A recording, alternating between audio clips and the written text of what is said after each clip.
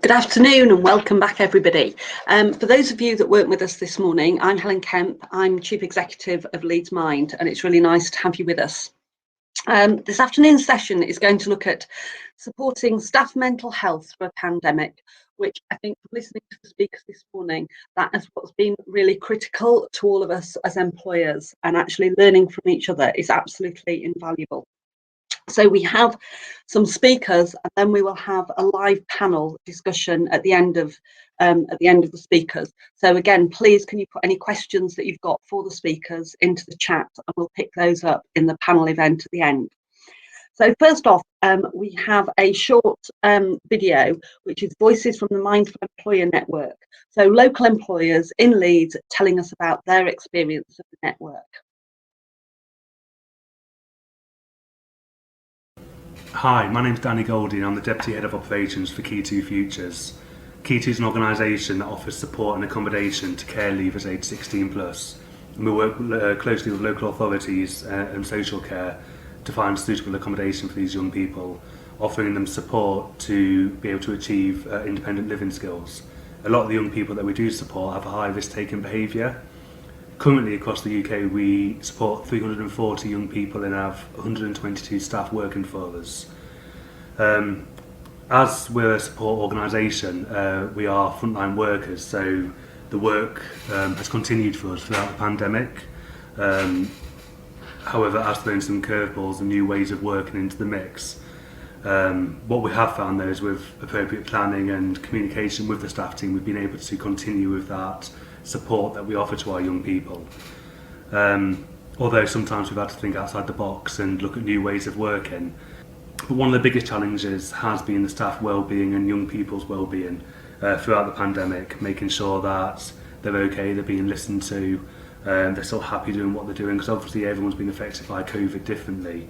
And I think one of the key messages is just to be there for your staff and listen to them, give them the opportunity to vent or to talk or to cry, and just be a listening ear to them, enabling them to get their frustrations out. We've also introduced staff wellbeing plans, so sitting down with a staff member that might be finding the current situation difficult and looking at what we can do to support them. Is there any other measures we can put into place to make their job easier for them? We posted numerous blogs about mental health and how to keep positive during the pandemic, and we've also put staff training days on looking at mental wellbeing and how to recognise when staff need support with this.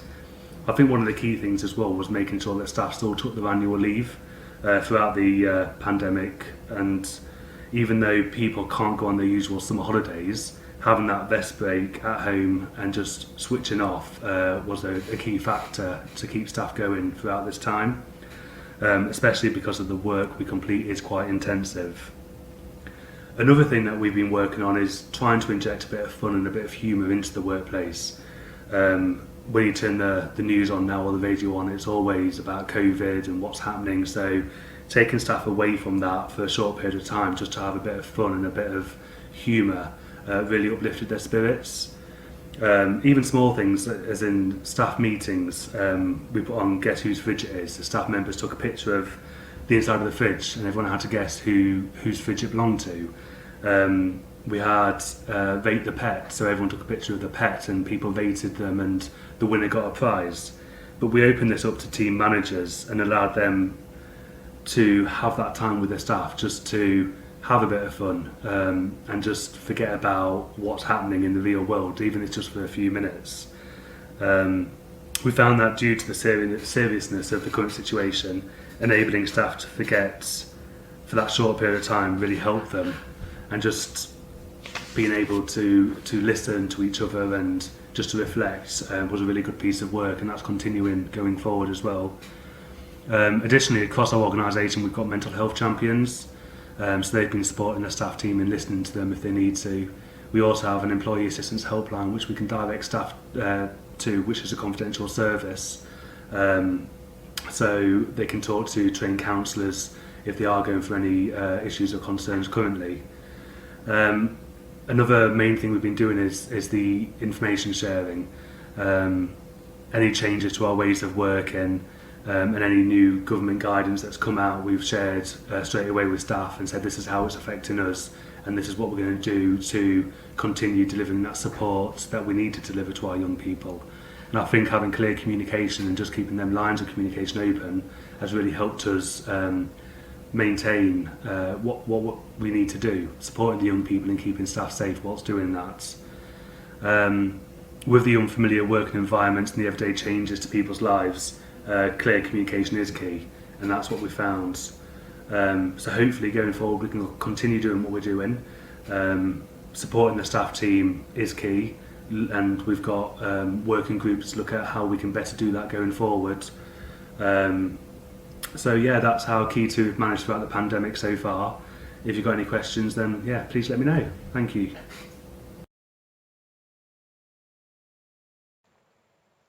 Hi, my name is Mike. I'm the Centre Manager at Heart, Headingley Enterprise and Arts Centre, which is a multi-function community space in the centre of Headingley. We've got about, we have got 19 staff, some of them part-time, some of them full-time. And I guess when we first went into the first lockdown, the difficulty there was that with the furlough scheme being as it was then, it was either all or nothing. So I ended up working full-time, as did one other member of staff, but everybody else was furloughed throughout that whole period. We tried to keep in touch with people through communicating by Zoom, on email and so on, but it was difficult to maintain the levels of communication that would have liked through that time. And what was really apparent, really obvious, was that after a very short space of time, in fact, I mean, almost from the start, that people wanted to come back, people wanted to be involved, people wanted to do things. We hope and we try to make sure that the staff that we have buy into the ethos of Heart. So it's not just about turning up and doing the job and getting paid for it. It's a bit more than that. And I think that was really shown during that first lockdown in particular, when people were desperate to help, desperate to do things, couldn't understand why under the furlough scheme they couldn't volunteer to help and things like that. But I think the communication we had was great, and it really allowed them an opportunity to voice concerns or thoughts they had, and we made a point throughout that period of talking about well-being and mental health, and have continued to do that right through till now. And I suppose one of the things that I do is I make sure that I speak to them about my own mental health, and hopefully to encourage them to then also speak about theirs and how they're feeling. So then it's been easier in some ways with the relaxation of the furlough rules that have meant that we've been able to part-time furlough people, so that people have been able, in fact all staff at some point, have come back into the building and done some work for us over the course of the last few months. But this last lockdown has been particularly challenging, I think, for everybody. I think certainly for me, but I think everybody's found this a lot harder this time. So the communication thing has been even more important, but it has felt to me as it's been harder to get messages across to people, and also to keep positive. And I think that's been the real challenge. What I would say, just to wrap up, is that the staff have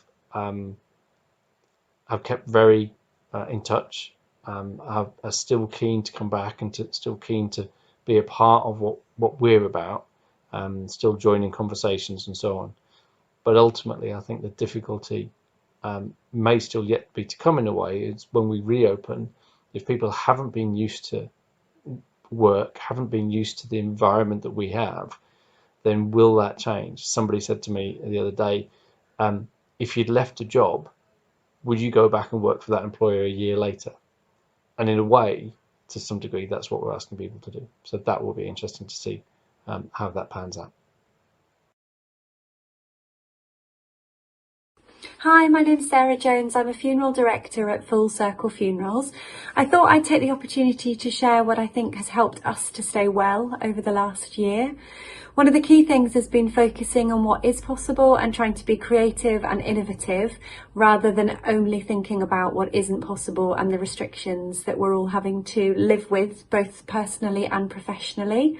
The other thing is that we've started talking a lot more openly about how everyone's feeling within the team, talking about our worries, talking about what we're thinking, and also sharing what we're finding helpful.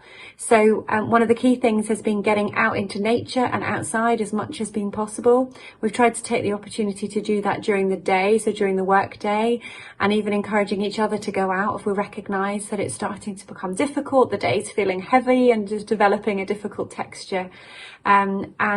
Just by talking about it and supporting each other, I think that's had a really helpful contribution to staying well.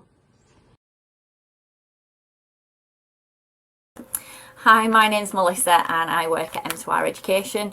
We're a small team of 4 offering bespoke education services. So I joined M2R at the end of February 2020, and 3 weeks later we packed our bags and emptied our desks and went to work from home, obviously not knowing what that was going to mean for us. I didn't even know the team really. I hadn't had time to learn all the computer systems. And suddenly we were going to have to go home, work remotely, and obviously I was going to have to manage the team from there. Obviously not knowing what that was going to mean for the business, as our main work at that time was sending teachers overseas, which obviously was a big concern for the team at the time. We did rely on using Microsoft Teams to keep in touch. We had morning calls every day.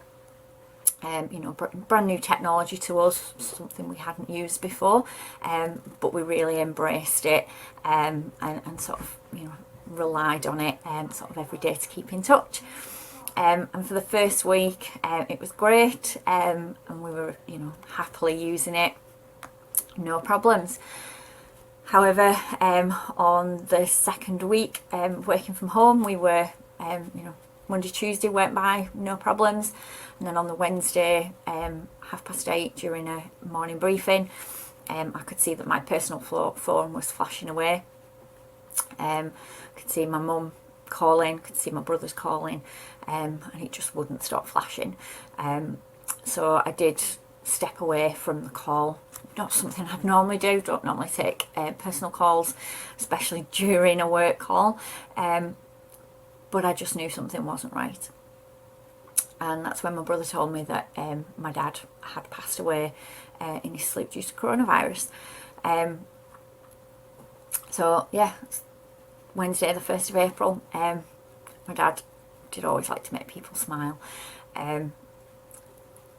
So the team, you know, tried their best to rally, but obviously it's a challenge because I'd only known the team for 4 weeks at that point.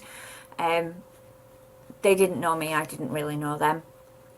And bereavement is a difficult thing to deal with when you know people, but when you don't know people it's even trickier. And when you're remote, you know, you can't just put your arm around somebody and comfort them. So it's extremely difficult to deal with, you know, how do you comfort somebody from afar? But the team really did deal with it, you know, sensitively. They were, you know, they were really supportive. And then my old team also stepped up, and you know, they all got in touch and really did support me as well. So, you know, big shout out to them as well for sort of stepping in and sort of being there remotely to support me through that difficult situation. But obviously lockdown continued, and the months passed on. We all continued to sort of upskill. You know, we watched webinars, lots and lots and lots of webinars throughout the first lockdown. But the one thing that we really did find valuable to our sort of well-being was basically talking to each other. You know, we spent a lot of time on team calls, interacting, really getting to know each other. Because what I found is that when you're in an office, you greet each other, you say good morning, but then you just put your heads down and you get on with work. And especially in recruitment, you know, you're straight on with work. what we've found is that we're on the call, we're getting to know each other, you know, we're keeping each other's spirits up. We've been having fun. We've been doing things that we wouldn't have done in the office. We had competitions. We had really daft competitions. We've wrote nursery rhymes. We've made our own really silly nursery rhymes up. We got the family involved. Every week our managing director tried to change our nursery rhymes before he'd let us put them on LinkedIn. Every week we told him off and we changed them back to our nursery rhymes. But we had some fun with them, you know, we really kept each other going throughout it. Didn't cost any money, but we had a lot of fun with it. Another thing that we did, which you know, our managing director was really great about, was adding flexibility to our day. So we took sort of, you know, 30 minutes in the middle of the day, afternoon, whenever it sort of was great for us, that wasn't our lunch break, to just go and sit in the garden, go and have a walk, you know, take your office phone with you. So if a client needed us, we were contactable, but go and take that 30 minutes out away from your computer to just go and have a break. It's a small gesture, it didn't cost anything, but it has a massive impact on your well-being, just being away from that computer for 30 minutes. You know, and especially when the weather was nice, you know, we didn't do it so much during the winter because we wanted to be in the house anyway because it was cold. But during the summer, you know, it really did just give us a little bit of a break away from that computer, and really does help with your well-being. And like I say, it just didn't cost us anything as a company, but we were more productive afterwards because we had a break, we were refreshed and we were ready to go again. So my previous company that I came from, it was a very large company where I worked with, you know, tens of thousands of employees, to working with a company of 4. And the only comparison I can make in terms of well-being is that working in a large company is about money and about ticking boxes. That's how it feels as an employee. To working within an SME, it feels more about the people and more personal, and it doesn't feel like it's about money. It doesn't need to be about the money. For us, it's been small gestures that have made a massive difference, talking and a little bit of time. So thank you very much for your time today. My name's been Melissa and it's been lovely chatting to you. Thank you. Thank you to all the people that put that video together. I think there's some key messages that keep coming out of different people talking, and I think one of them is really that we need to listen to our staff, and that really comes over so strongly, that actually now more than ever, listen to what people are saying to us. Also the importance of taking annual leave, and that's something we've been pressing, because although we can't do what we wanted to do, and our holidays weren't what we imagined at the beginning of 2020. Actually, it's really important to get time away from the screen and just have time away from not having to log on every day. Break from the news, I think that came up a couple of times as well. Actually, it can be a bit depressing to listen to it all the time. It's quite nice to just not listen to news, give yourself permission not to do that. There's an interesting analogy around would you go back to an employer after a year? And I hadn't thought about it in that context, but I will be thinking about that now, because yeah, you're probably right, you wouldn't, but that is what a lot of people will be faced with, particularly people that have been furloughed over this time. The focus on what's possible, rather than what isn't possible, I think that's something, again, we've been trying to press.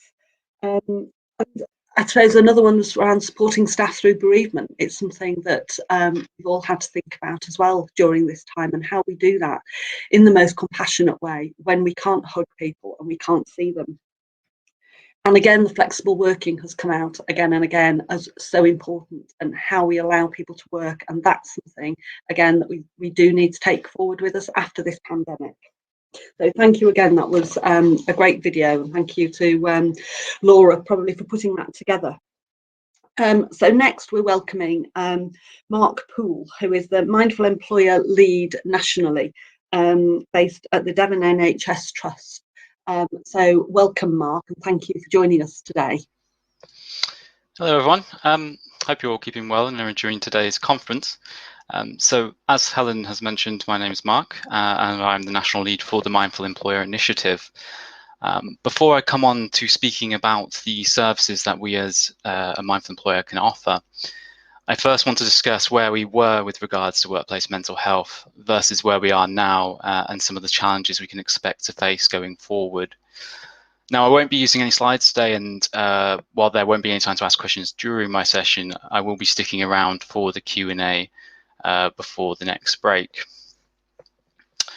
Okay, so while the conversation of workplace wellbeing has been growing over recent years, particularly when we think about mental health in the workplace, the ongoing pandemic and the challenges that this has presented for many people has really begun to bring mental health to the forefront of our attention.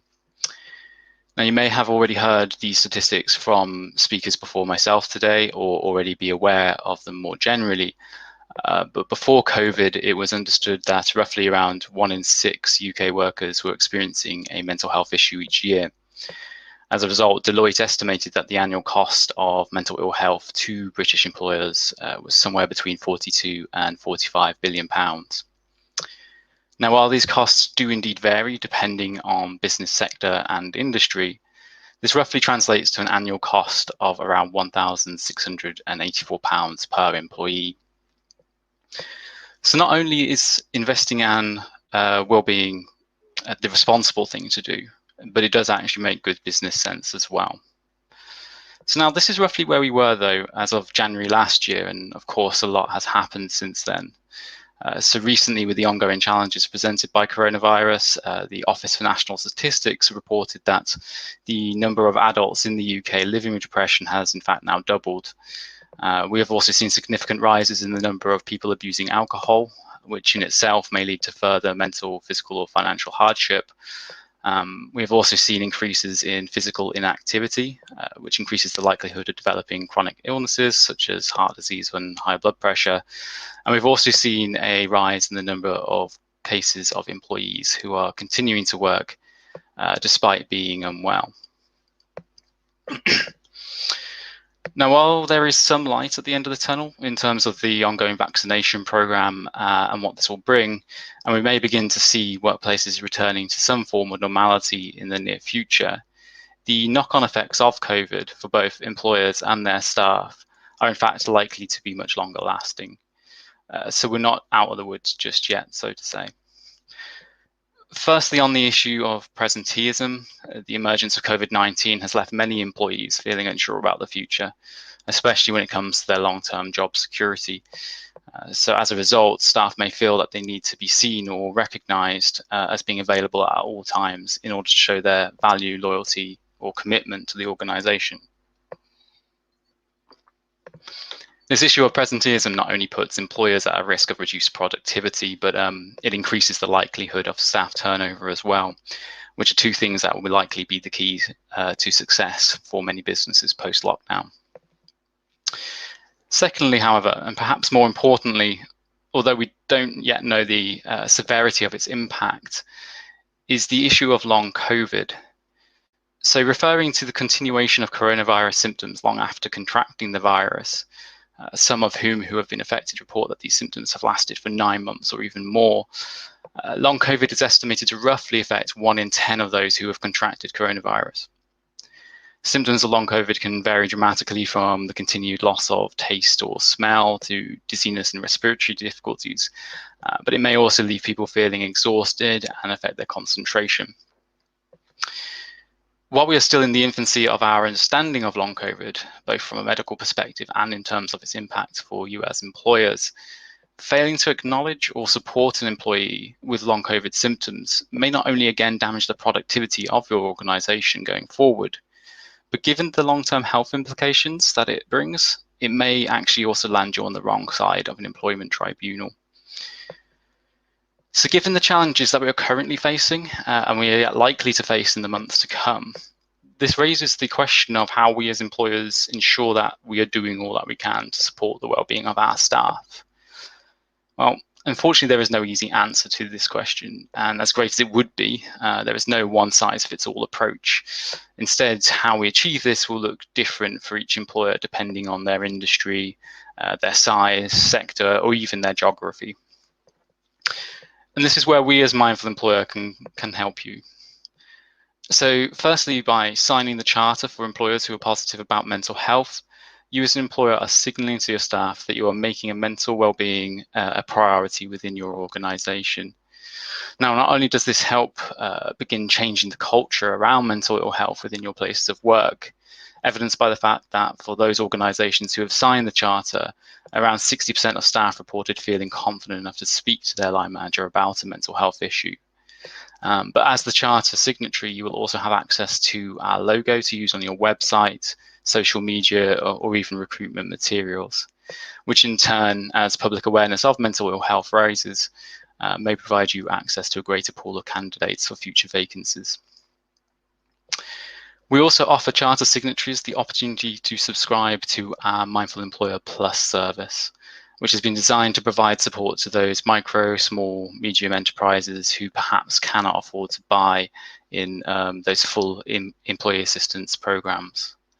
So while your staff won't benefit from all the bells and whistles that we've come to expect from an EAP, such as free counselling sessions or emergency trauma response, Mindful Employer Plus will provide your staff with access to a 24-hour, 7-day-a-week advice line for in-the-moment support, whereby a trained professional will work with your staff to provide practical support and guidance, regardless of whether the issue which they're facing is to do with work, personal relationships, health, or even debt.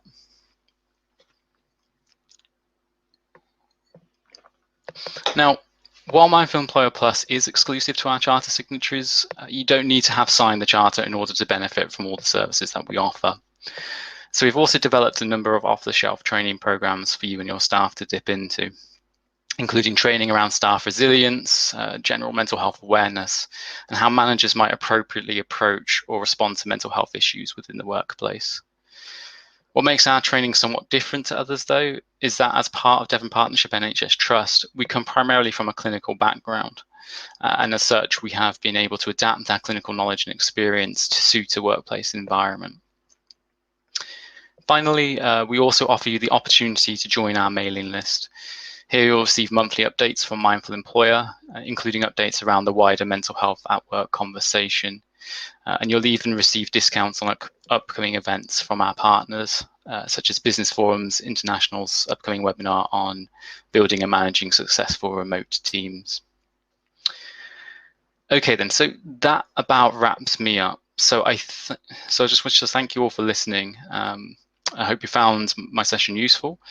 And if you'd like to learn more about the services that we offer, or if you would like to get in touch with us after the conference, please visit our website, which is www.mindfulemployer.dpt, so that's Delta Papa Tango, .nhs.uk. Thank you. Thank you, Mark. That was really helpful. And if you haven't signed up to be a Mindful Employer at the moment, please do look at it and sign up to the Mindful Employer Network. If you sign up to the National Charter, you'll automatically then be put in our local network and have access to our local network meetings, some of which we have just for charter signatories, others are open to the whole network. So please do look at that. And if you don't sign up at the moment to be a full Mindful Employer through the National Charter, then you can still sign up to our local network, of which I'm sure there are details within your delegate pack. So any questions for Mark, please do put in the chat and we'll answer them in the live panel after our next speaker, who is Carole, who is a senior advisor at Acas. And she is going to tell us about her experiences and the experiences of Acas during the pandemic. So thank you and welcome, Carole. Good afternoon, everybody, and thank you, Helen, for that kind introduction. I'm hoping you'll be able to see my screen right now. My name's Carole Sayer. I'm one of the senior advisors based at Acas, Yorkshire and the Humber. Acas is the Advisory, Conciliation and Arbitration Service. We're an independent public body and we get our funding through the government, and we provide free, impartial advice to employers and employees on employment rights, best practice, and sorting disputes and conflict as well. So when things go wrong, we help to solve problems between employers and employees. We have a website, acas.org.uk, and we also have a helpline that can take employer and employee questions. Another part of our role is we have a statutory role to offer talks to an employee and their employer to try and make a legal agreement that will stop an employment tribunal claim. This legal process is called early conciliation or collective conciliation. That's a big bit of our role. Another large piece of our role is we will offer help to a group of employees, unions and employers to try and reach an agreement about a dispute that they have as well. These are the strikes that you might have heard about in the news, and this is called collective conciliation. So that's part of my role as well, but more generally, I'm the lead advisor in Yorkshire and the Humber on mental health, and I provide training, support to customers. Usually it's face-to-face, or it was, in their business premises. But when lockdown hit, like probably most everyone else here, I found that I just couldn't do my job. So I was drawn into other work, which was heading up the programme of getting Acas staff ready to go back to the offices working. So what you're going to get this afternoon from me is a bit of a customer and an internal Acas perspective. Because when lockdown hit, and my goodness, it really is a year ago, we just literally within a week successfully got 1,000 staff working from home. With hindsight, we think we did it really quite well. It was quite successful. But what it did was it allowed us to quickly turn to our customer needs. As you can imagine, our helpline was horrendously busy. People were just desperate for advice as to what was going on with lockdown. And we started out by running a number of free employer webinars on our website. One of the most popular ones was on mental health. And throughout last year, and probably continuing through this year, we are running our webinars, and their delegate numbers vary between about 300 and 1,000 per session. So I'm going to spend a bit of time drawing out the issues that employees telling us they were facing based on the comments that they asked during those sessions.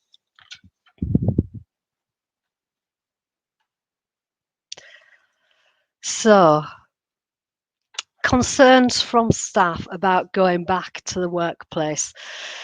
We find ourselves, we're about to come out of lockdown after about a year of all these restrictions. The message from the government at all times has been work from home where you can. A lot of people have been doing that, but we found that a lot of organisations, they have a number of staff on furlough, they'll have a few in the workplace, and there'll be some working from home, again, depending on the sector, of course. And the questions that have come out from the webinars include, how do we support those who are struggling to live on their own? How do we support those who are having to self-isolate? How do we support those who are suffering a bereavement or some other really, really difficult time in their life? How do we support those who have caring responsibilities that might have been thrust upon them? And what about homeschooling for those who are working from home? That's been a huge balance. So this led us to question, what can we do to support managers to have the confidence to support their staff? A lot of these issues are actually new, and these questions have led us to develop the advice that you see on our website, and a lot of it is here on the slide. To us, we've been out a year, and in the videos, a previous speaker said, it's been a long time out of the office, out of the workplace. So adopt a similar approach as you would do for someone who's been off for long-term sick or maternity leave. Talk to each person individually, really gauge how they feel about going back into the workplace, and give them that support where it's needed, where it's identified.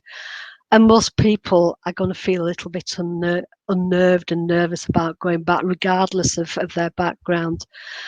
But on the other hand, there's going to be a massive spectrum of responses. Some will be absolutely desperate to get back to the office. I know there's a number of our staff that really are. And there will be others that are hugely worried, hugely uncomfortable about doing the same. So another thing that we're asked about a lot is, how on earth do you support new starters in a COVID environment? Recruitment's always a challenge, but getting it wrong can help make people feel isolated, unsupported, and it can cause them to lose confidence in their ability to do the job. We were starting a recruitment campaign when the pandemic hit. We've a lot of new starters have never actually been in the office, have never actually met a colleague at all. So we had to adapt a lot. Asking them to work from home to start with was one of the first things that we had to ask them to do. But the other things are there in the slide. Make sure they've got all the kit that they need from the day one. And then adapt the induction. It all takes longer. So day one literally is unpacking the kit, logging on. We had to change all of that. The meet and greet takes longer. Helpline staff training cohorts. So they had to meet their colleagues, they had to meet their mentor, they had to meet their line managers. And it's not as easy to bond online. Adapt the training programme, it lands differently. It's normally 6 weeks for helpline training, modular approach. And online, you can see friendships form. You can see when messages don't land. We put support in straight away. And to make sure that everyone gets and understands that training, and of course provide ongoing support with lots of check-ins and mentor and peer support. We had all of that. We had the channels going on Teams, the catch-ups, etc. But the last one is the absolute key one here. Evaluate and be alert to what isn't working. We thought we'd done a pretty good job after the first cohort, but we realised we really had to beef up the online support. It's easy for people to go unnoticed online, to switch that camera off and fade into the background. One person struggled and we missed it. And they ended up having to do the training twice. And that didn't do them any good, and that didn't do our process any good. But we did find it, and we put things in place as quickly as we could to make sure it worked. So how can an organisation really make sure that they future-proof themselves going forward? And a lot of you may well have seen this is our framework for positive mental health in the workplace. Practical tool, it assumes everyone has their role to play in it in order to get that shared goal in the middle. But it's a collective responsibility. Everyone has their own bit to play here. And we talk about we, not I or you. Employers, visibly committed to positive mental health, but they're the ones that lead and embed that wellbeing strategy. They're the ones that lead on reducing stigma. They're the ones that make sure that line managers have the support and the training they need to do their job or to support their staff. And crucially, it's really important that they understand the impact that personal issues can have on mental health. Gone are the days where you wrap your personal life up in a bag and leave it at the workplace door. People bring them in nowadays. Managers, get to know your staff, really get to know them. And when I say get to know them, you're not their best friend on the one hand, but on the other hand, know what's going on enough in their life to be able to understand when things aren't good. Have confidence and knowledge in managing mental health, and have confidence in managing those difficult conversations effectively. That is really important, the confidence to have that conversation. And support work-life balance where it's appropriate and can be done. And people often forget, certainly delegates at my events forget, that individuals have their own bit to do here as well, to look after their own well-being as far as they can. To identify, use positive coping strategies where they can, identify and really get to know what their own personal stress triggers are, engage with their line managers, and probably really crucially importantly, take notice and support their colleagues when they know that things aren't right with them. I think this framework's pretty key as we come out of a pandemic, and it's that relationship between those three that keeps the conversations going, and it allows that support to be targeted where it's needed. Which makes me move on to supporting staff with more complex family needs. I go into a lot of organisations and I train a lot of staff and managers in mental health. And as you know, at Acas, we're not mental health practitioners and we're not mental health specialists, but what we are is experts in employee relations. So during my events, I talk about what mental health is, and we talk about the conditions, but we don't talk about them in any details because that's not our area of expertise. But what we do talk about in detail is the stigma, how to spot the early warning signs based on a little bit of knowledge of the conditions, and how to use those observations, what you see, to form a conversation with someone that you're worried about. I find that managers generally do want to help and support the staff, but they often they just don't know how to do it. And managers particularly think because they're a manager, they need to fix people, and that really scares them. So the big key message from us is really simple: get to know your staff, and if you know them, know what's going on in their lives, that will allow you to spot the signs when something's not right, and then signpost on to the help and support that they need. So you've got a number of bullets there on supporting staff with those needs. Just going to pick a few out that are really key, that I think are really key. Be observant. Be aware of those who may have home or other challenges, and just look out for any little subtle changes in their behaviour, and use that information that you've gathered use that to form a conversation. The other key thing as well is know what you've got in your toolbox. Know what support and help you have available, both in the organisation and out in organisations such as all of these wonderful organisations that are here today. The number of businesses that I go into that have brilliant but underused support networks and EAPs in place is massive. Delegates, we unpick them during my events, and delegates always have homework. Find out what support there is in your EAP and locally. You can't help your staff, you can't support them if you don't know what there is available. So I've talked quite a bit now on being observant. Let's have a look at now on how you actually spot those signs and put them together to form a conversation.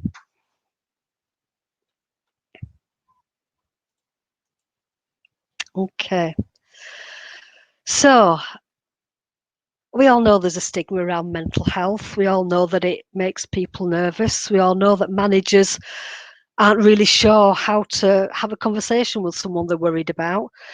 The reasons are they're probably worried that if they do, they might make things worse, or they might just be wrong.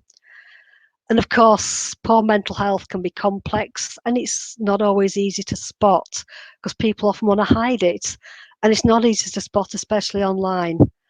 This makes it really difficult for a manager because they're often approaching something based on their perception of a situation, and they often think about it and overthink it in their minds, and they're worried about being wrong, they're worried about causing harm, or they're worried about causing offence.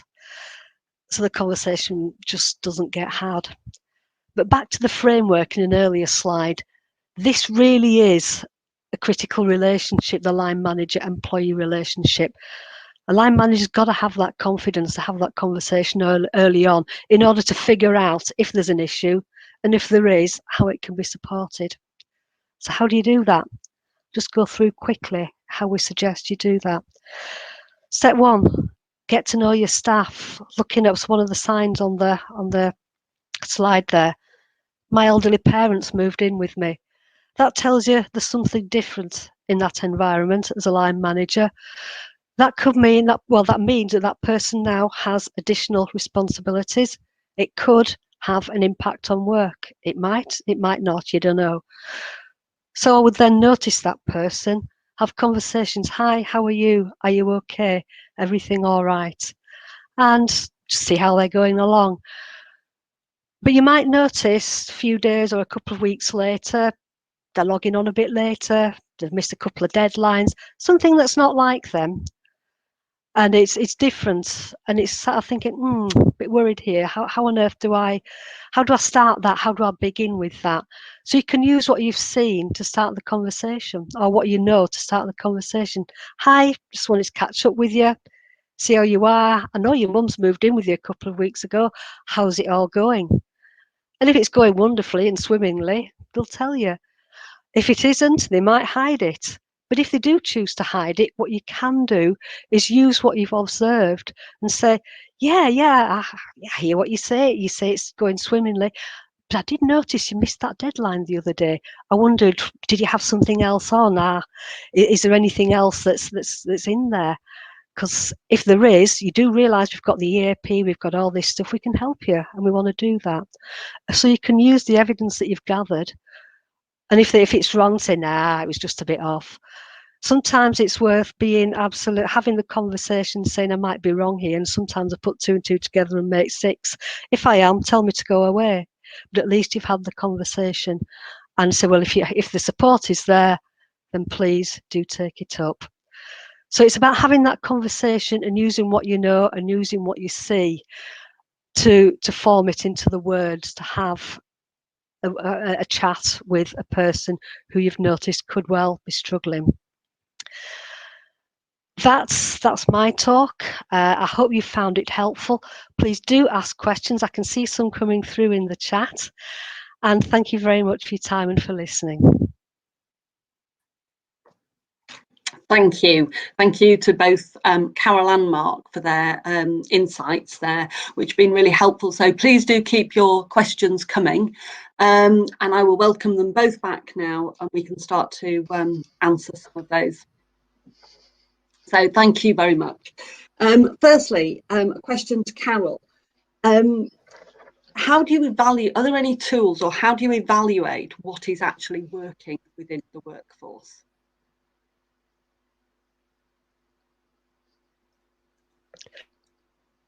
How do you evaluate? A tricky question, yeah. How do you evaluate what's working? I think really, when lockdown first hit, they put a lot of senior advisors like myself on the helpline because I didn't know what to do with this to begin with. So evaluate of what is working is keep talking and keep asking those questions, and send it send into those support functions that you've got, and really asking the question, asking the people all the time to a formal evaluation. Yeah, just there was a lot of decisions being made early on in lockdown. And have you actually spoken with your member of staff? Do you have team meetings? And no, they weren't having that. Well, how do they know what's going along? And we found there's a lot of people that were on furlough that weren't being spoken to, certainly in the early days. So, well, why don't you set up some kind of meeting? And I know that colleagues in the videos have been doing that over the at least once a week, and ask staff. Yeah, so it's keep asking. It's back to asking and listening as well, isn't it? And I suppose listening to what staff say. A question for Mark that's come in is, how do I persuade my employer to become a mindful employer? Yeah, so we get asked this quite a lot when we're doing talks, because you find often there's a disparity between managers who are passionate about mental health and maybe senior management, and it's never really a straightforward answer. So often what I suggest is trying to find what motivates the senior management team, and that will be different for different managers depending on their priorities. So it might be the finances, for instance, and if it's that, maybe it's about putting together a presentation to explain the business case for mental health within the workplace. So going back to the Deloitte article that I cited earlier, they found that for every £1 spent in mental health management within the workplace, you usually see around a £5 return on investment. So it's like raising things like that, for instance, that can help if the manager is that way inclined. Otherwise, it might be around evaluating sort of the severity or the level of mental ill health within your current organisation, because perhaps the manager is just unaware. But they do want to do something about it, but perhaps a bit unaware of how prevalent it is at the moment within the organisation. Okay, thank you for that. A question for both of you, I suppose. How do you tackle presenteeism? I think, that was mentioned in the presentations, but it's often easier now with us working at home, whereas previously we may have taken a day off sick, but you think, oh, well, actually, I could just sit in front of computer all day. and carry on working. Which I think, you know, then there's the whole boundaries issue, isn't there, between home and the office. But it was just interesting to hear what both of your perspectives are on that, really. I don't know if you want to go first, Carole. Okay, presenteeism. Yeah, when lockdown hit, our helpline, and we're talking of nearly 200 staff, were asked for the very first time to go home working, never having ever done it before, and they did it within a week. And we were really worried about sickness and them managing it overall. Have to say, they rallied and they've done incredibly well. Sickness levels just plummeted, and presenteeism, if anything, could have had the risk. It was identified really early of becoming an issue if we hadn't done things to really nip it in the bud before it became an issue. The things that we did was our lead on mental health got together. We had training sessions for the line managers on working time, really making sure that people took their breaks. Line managers were proactive in making sure that people took annual leave and that they took time out, that they weren't taking call after call after call, which can be done quite easily. So there was a lot. It was seen and it was talked about as well. Because it's really easy, as you say, are you well? Are you sure you're well enough? You shouldn't be working today if you are unwell, and it should be marked as sick, because again, it's down to the communication within the organisation, and it could have been an issue with our helpline. Yeah, I agree with Carole in that sense, that it comes down to a lot of soft skills and being able to approach and have a conversation with staff around how they're feeling. But perhaps also being aware of staff members so that you're able to identify signs when they're perhaps not normally themselves. On top of that, I'd say it's around educating managers around the causes of presenteeism, such as large workloads or tight deadlines, and making them aware of the fact that this is a growing issue and was a growing issue even before COVID. And to train them to maybe recognize the signs of stress so that they're able to maybe identify it before it becomes a significant issue. The final point I probably would say on that is to lead by example. So a lot of the time, I say we need to kind of lead from the top down. So managers should be working within the allocated time wherever possible. Obviously, there will be deadlines and exceptions to that. But for instance, I've worked in organisations in the past where my boss would email me at like 6 in the morning. And obviously she's not meant to be working at 6 in the morning. And then that sends a signal to staff members as well that, oh, this individual that's working, perhaps we need to be seen as working as well. Maybe that's an extreme example, but that's what I mean by lead by example. Yeah, I think that's critical, actually, that I think it is important that as leaders, we practice what we preach, and whether that's taking time off if we're not well, or taking lunch breaks, taking regular breaks. And as I say, we talked about wellbeing hours earlier, but taking those wellbeing hours and showing people that that's what we're doing. So it almost, sets the example and hopefully tries to set the culture. And I think, again, it comes back to listening to people as well. And really knowing what's going on in their lives, which I think is linked to another question that's come up for you, Carole, with if there's any tools that you could recommend to really help managers truly get to know their staff. Be interested in them. Yeah. Obviously, yeah.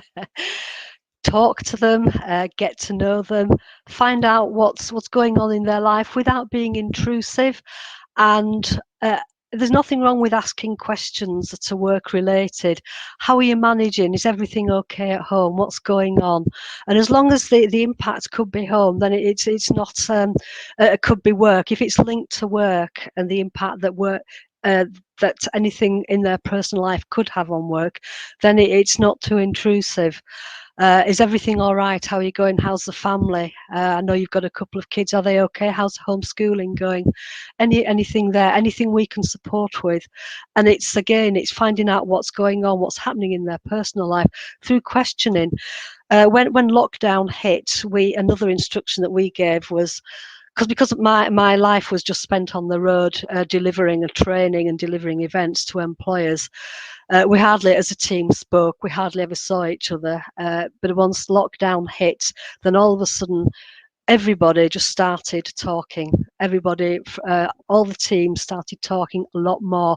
It was as if there was this huge realization, wow, this is different. We've got to keep the conversations going. We're online, and it'll be really easy to miss someone if we don't keep it going regularly. And just those one-to-ones, I had a one-to-one every couple of weeks. Just really, how you're going, what you're doing, how's your work. And the work was there, and it was also what's happening outside, what's the impact, is everything okay with you, anything we can support with, are you aware of all the interventions that we've got inside in-house, as well signposting to the EAP and to all the other organisations that are around in the local area. Yeah, I think we found actually that it's really helpful to keep reminding staff. So although constantly, you think, oh, we said that a month ago, or we said that 2 months ago, and we've got it saved in a central folder somewhere, everybody's got access to it. But I think it's we did a survey recently throughout all our staff, and people did come back and say they weren't aware of what was on offer. And I think I think it is just a case of telling people in different ways as well, through managers, through the one-to-ones, through communications, written communications, but also through verbal communications, and constantly reinforcing that message to staff. So I think that is really important. Yeah, we used a mix of medias. We used messages on the intranet. We used the line manager forum. We used the Twitter. We used the internet. We used all sorts of different forums. And as you say, the similar messages, but in different ways to hit people, because not everybody reads their emails. Not everybody reads the intranet. But one thing that we did find that most people read, that works incredibly well, our chief executive, Susan Clues, has come up through the ranks, and she's incredibly respected by all Acas staff. And since lockdown, she's started doing a message on a Friday to all staff. And everybody reads that because she's a trusted person, and people do trust her to bring the organisation out of lockdown.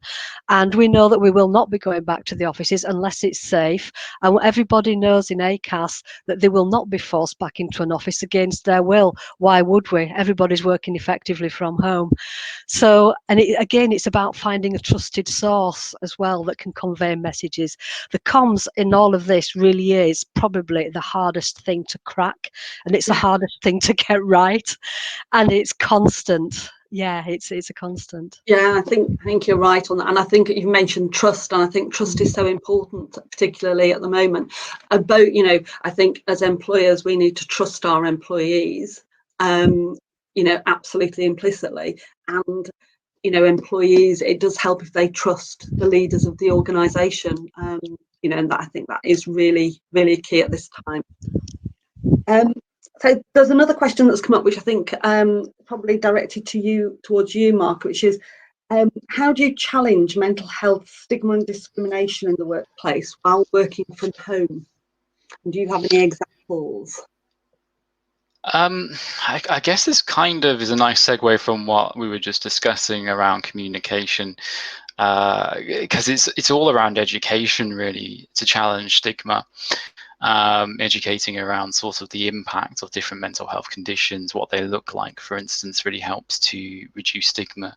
Because historically, people used to think you had to be born a certain way in order to experience depression or anxiety. It was genetic, and there was nothing the individual could do to recover from it. But obviously, we've come a long way since then.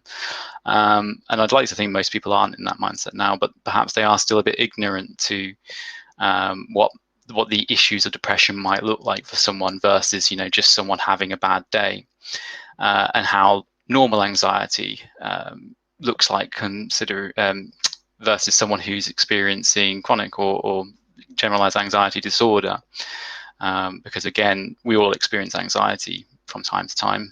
I was quite nervous coming into this session, if I'm honest with you, but that's quite a normal experience and quite a normal reaction. So it is a lot around those communications. So maybe promoting it through emails, through trusted sources, bringing in training, just reminding staff as well, that kind of message that came out from Time to Talk, that it's okay not to be okay, and then kind of reassurance that if they are to speak to a manager about it, that they aren't going to get judged, or there aren't going to be any repercussions for that conversation, or how they feel, and hopefully that the organisation is in a position to actually support that individual as well.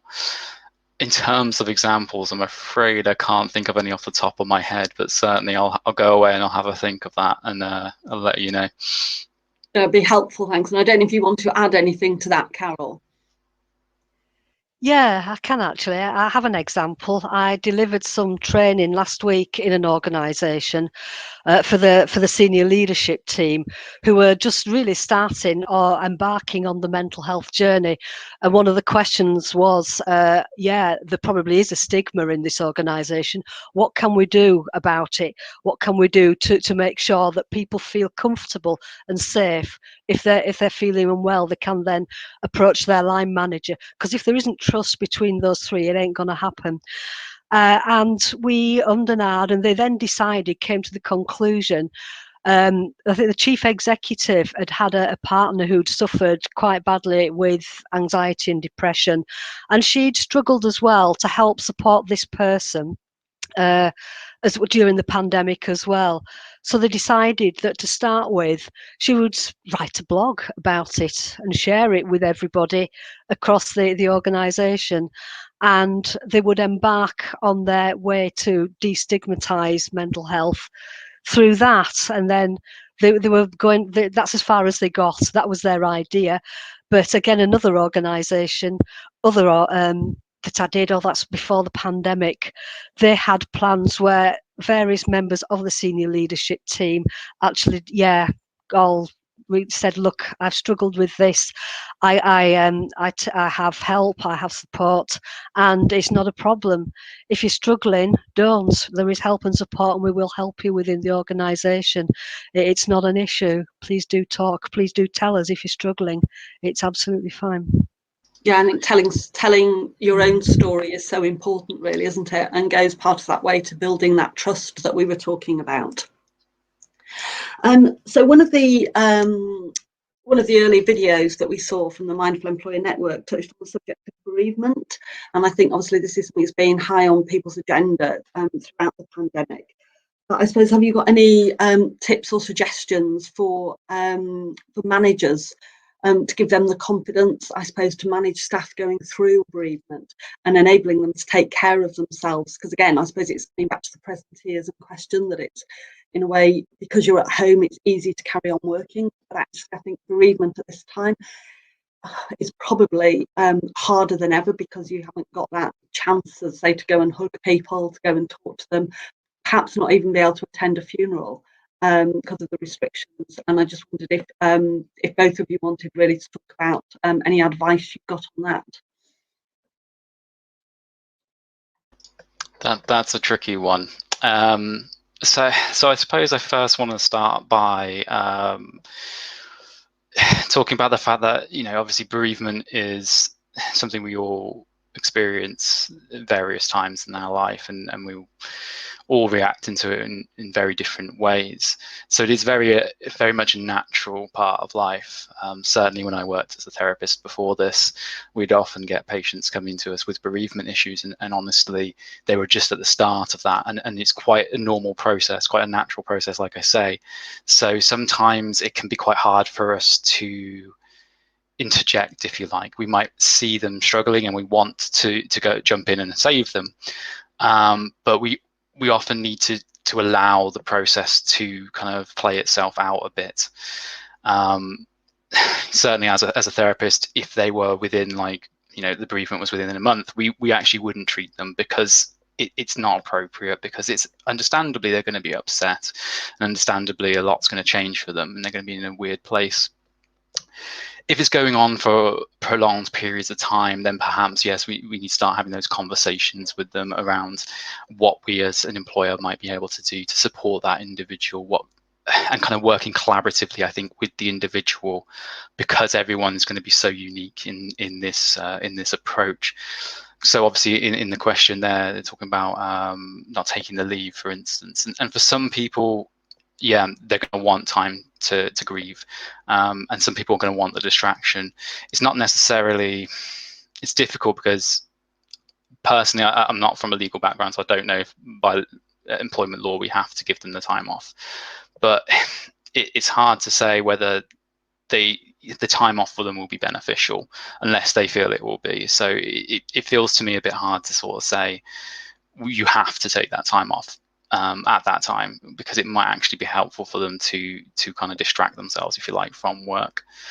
But certainly keeping an eye on them, having those regular one-to-ones to make sure that if they are continuing to work, there is no expectation that they're going to have to meet every single deadline into their usual standards because of the understanding, that's not a word, the understanding that they're going through a hard time. And just the regular check-ins, just to make sure that you're reiterating what support is available for them. Okay, thank you. Carole, did you want to add to that? Yeah, with bereavement, there's no one size fits all. Everybody is completely different, and a line manager should really be, or could be, led by the employee, because some will need a lot of support, some will need quite a bit of time off, whereas others won't. And I can think, well, I can put myself forward as an example for that.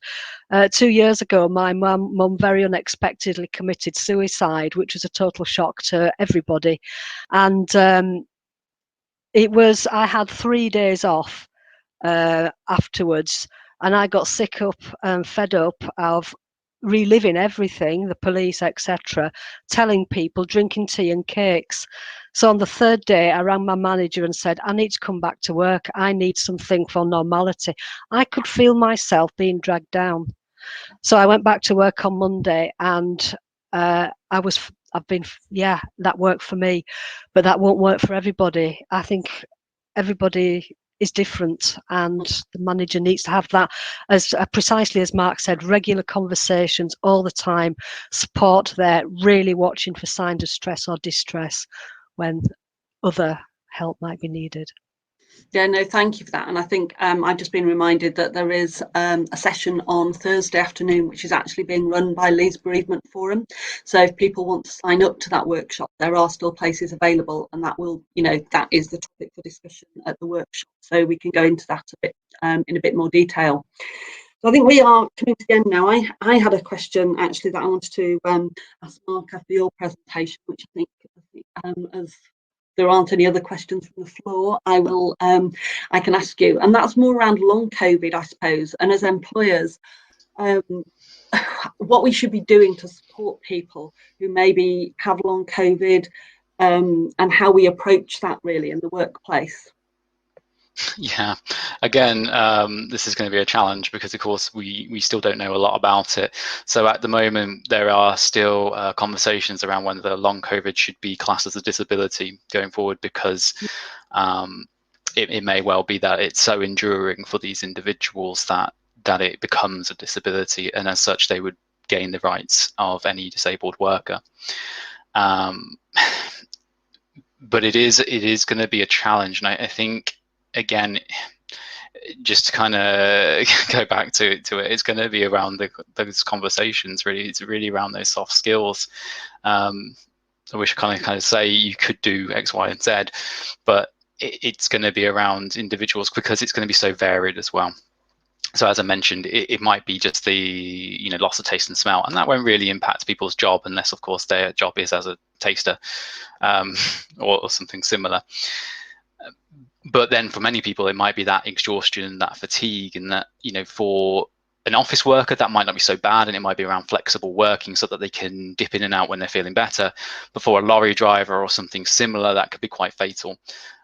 So you're going to have to approach the symptoms that the employee is presenting to you in quite an individualistic approach based on obviously the nature of your business as well. There will, I suspect, I mean, there's already guidance online from various sources. I feel like Acas probably have a bit on this as well, but CIPD, for instance, and it will continue to grow as the conversation around long COVID grows. So at the moment, it's kind of going to be going back to the point around grief and working with the actual employee to find what's going to work best for them. So rather than dictating it and saying you need this, sort of saying how can we support you with these symptoms that you're experiencing. No, brilliant, thank you. And I think that's something we're all going to be learning about for time to come, really. And in fact, it may be with us for forever now. So yes, well, thank you so much to both Mark and Carole for coming to share your insights this afternoon.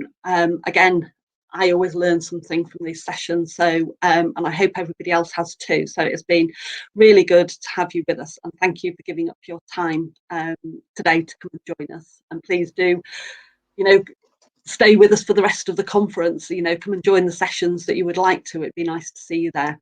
But thank you both very much indeed. And so we're coming to the end of our first day. We have some networking sessions that are running at 3 o'clock, and I'd really like to encourage you all to come back and join one of those. I think there is a button on your home screen. It's difficult because we don't see the same thing, that you can press to join those, or there'll be instructions in your delegate pack. So please do come back at 3 o'clock and join us. Also, please look at the workshops for the rest of the week, because there are still spaces. There is a huge variety of topics to be covered, so please do register. And remember to do your postcard for space 2. So I don't think there's anything else I need to remind you of. Please come back and join us tomorrow if you're not coming back this afternoon. There is yoga at 20 to 10 again, which will help relax everybody before they start. And then the day is focused on leadership, management and communication. So I hope you have enjoyed today. I hope you've all learned something. Thank you again so much for joining us, and I look forward to seeing you all tomorrow. Thank you and goodbye.